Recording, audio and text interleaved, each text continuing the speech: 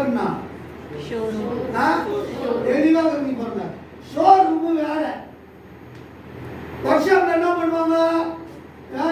எங்களுக்கு புத்து கொடுத்து நல்லா இருக்கியா அப்படின்னு தனியா கொடுப்பாங்க.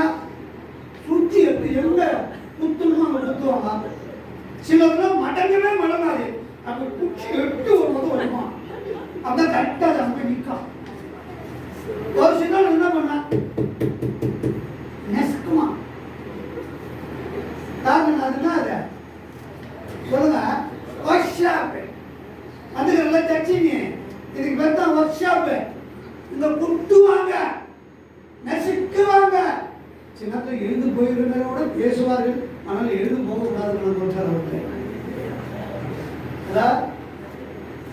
ஆனா இந்த எவ்வளவு நீ மெழுகுப்படுறியோ, எவ்வளவு நெருக்கப்படுறியோ, எவ்வளவு உருவாக்கப்படுறியோ, அப்பதான் ஷோரூம்ல போய் பழிச்சு நிக்கலாம். இது மாதிரிலாம் கற்றுக்கொண்டாலும் பார்த்து காணுவேன். இன்னைக்கு நிறைய பேர் தேவாலயத்தை என்ன நினைக்கிறாங்க, ஷோரூமா நினைக்கிறாங்க. நான் போய் அப்படியே மேனாமரிக்கா அப்படியே உட்காரணும், அப்படியே எழுந்து கொண்டு போகணும். கொள்ளும். ஆனா எனக்கு ஒரு ஆசை, எப்படியாவது அவரை பார்க்கணும். இவன் பார்த்தானு இல்லையா, பார்க்கணும் நச்சாரம் பத்தியா, அவரு இவனை பார்த்துட்டு நல்லா கையை தட்டி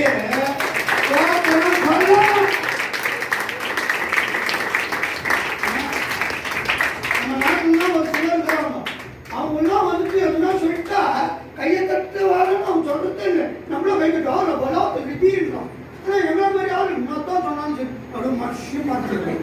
இயேசுவின் நாமத்தினால் அந்த வியாதி போகலா. ஆளுடைய வார்த்தையை கேட்கும் போது ஆமோதிக்கணும், கையை தட்டணும், அந்நிய பாஷை பேசணும், இல்லையா தோத்திரம் சொல்லணும். அப்படி நீங்க சொல்றதுனால உடனே பக்கத்துலேயே எனக்கு ஒரு மீட்டிங் புக்காக போகிறது இல்லை. இல்லை போகும்போது ஆளுக்கு 200 ரூபா போட்டு 4000 புத்தகம் போறீங்க, அப்படி புத்தகம் கணக்கு எடுத்து தான் நான் போட்டு போவேன். அப்போ அந்த கொடுக்குமா உட்காந்து ஏன் நல்ல சொல்ல வேண்டும், சொன்னால் பிரசங்கம் வேலை செய்யணும் அவர் நினைச்சுக்குவார்.